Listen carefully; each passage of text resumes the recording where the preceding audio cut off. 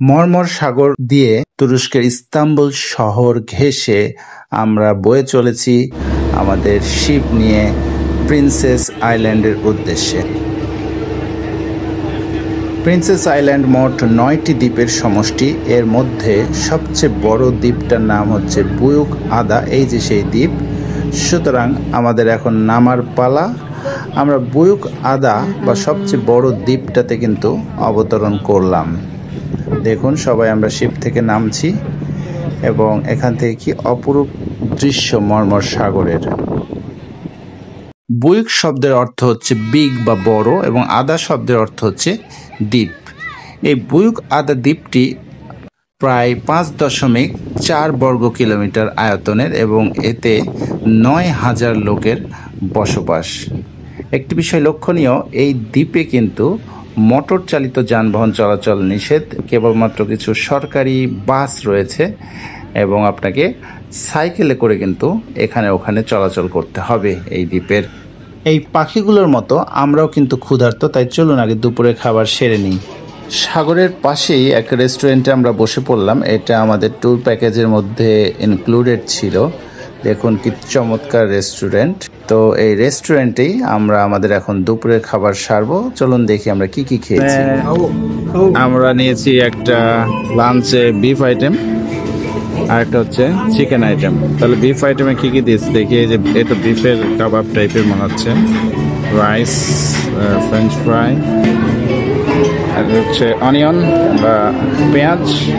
এখানে দেখা যাচ্ছে সালাদ। সালাদে কি কি দিয়েছে? এটা কি? রেড ক্যাবেজ, লেটুস পাতা নাকি এগুলো?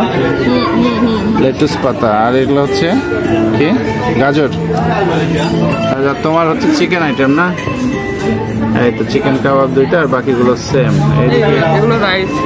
ওই তো আমারও তো রাইস আছে। আর এইদিকে কিন্তু একটা পানি দিয়েছে বড়, আর কিছু ব্রেড দিয়েছে কমপ্লিমেন্টারি। তবে ড্রিঙ্কস ইনক্লুডেড না, ড্রিঙ্কস খেতে হলে টাকা দিয়ে খাইতে হবে। এটা আমার প্রিন্স আইল্যান্ড ট্যুর যে প্যাকেজ তার মধ্যে লাঞ্চটা ইনক্লুড করে নিয়েছিলাম।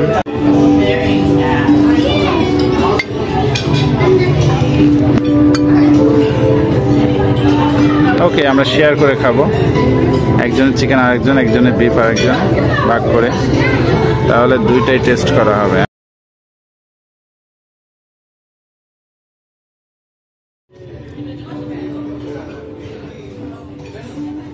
তবে ভাই যেটা বলতে পারি, তুর্কি কাবাব কিন্তু সেরা।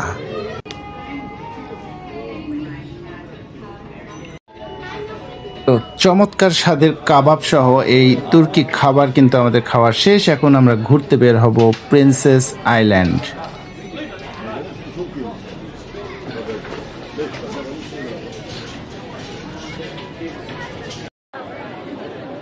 এটি ক্লক টাওয়ার, যা বুয়ুক আদা দ্বীপের মেইন যে স্কোয়ার সেখানে অবস্থিত।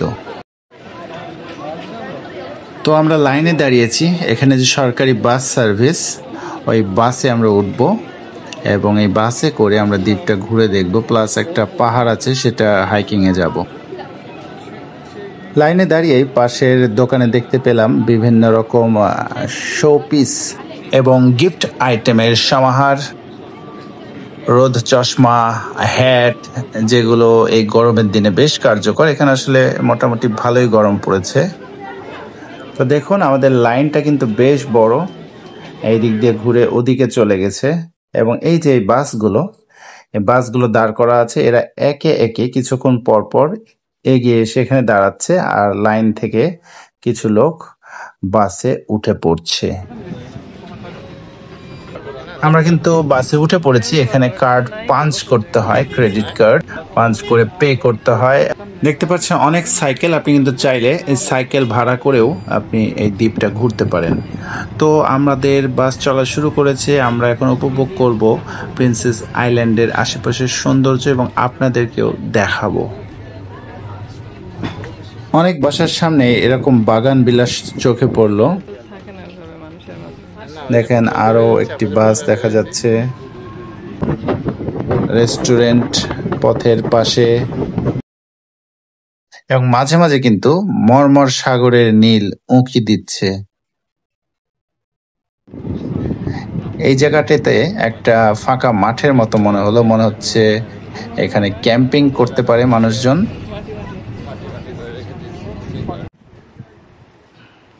আমরা কিন্তু চলে আসলাম এই পাহাড়ে, যেই পাহাড়ে আমরা হাইকিং করে উঠব। উপরে একটা পুরনো গির্জা রয়েছে, কিন্তু সমস্যা হলো এখন বেশ গরম এবং উপরে উঠতে বেশ ক্লান্তি লাগছে। আরও একটা সমস্যা, কেউ জানে না এটা কত দূর। তো এখান থেকে ওঠার সময় কিন্তু দূরে এই মর্মর সাগর চোখে পড়ছে। তো আমরা কিছুটা উঠে অনেকের মতোই ফিরে যাচ্ছি, কারণ বেশ গরম, পুরোটা ওঠার সময়ও নেই, একটু পরে আমাদের ফিরে যেতে হবে। তাই আমরা সিদ্ধান্ত নিলাম আমরা যা এসেছি, যা সৌন্দর্য উপভোগ করলাম, এখন ফিরে যাই।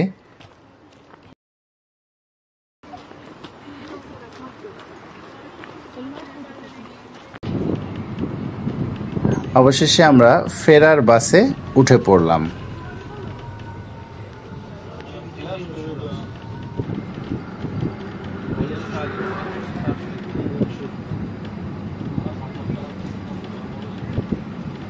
বাগান বিলাসের বিশাল সমারোহ। এখানকার বাসাগুলো কিন্তু খুবই সুন্দর, কটেজের মতো দেখতে, খুবই ভালো লাগছে। কিছু আছে লোকাল বাসিন্দা, আর কিছু আছে বনেদি পরিবারের অবসর কাটানোর জায়গা হিসাবে এই বাসস্থান।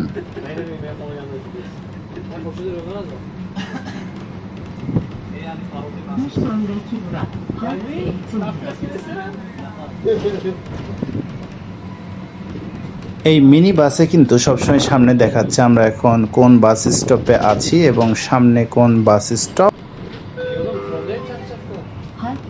আমরা নেমে পড়লাম, একটু পরে আমরা জাহাজে করে ফিরবো।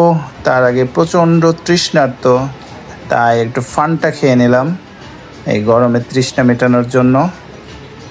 এবং এই চমৎকার দ্বীপ থেকে আমরা এখন ফিরে যাচ্ছি ইস্তাম্বুলে।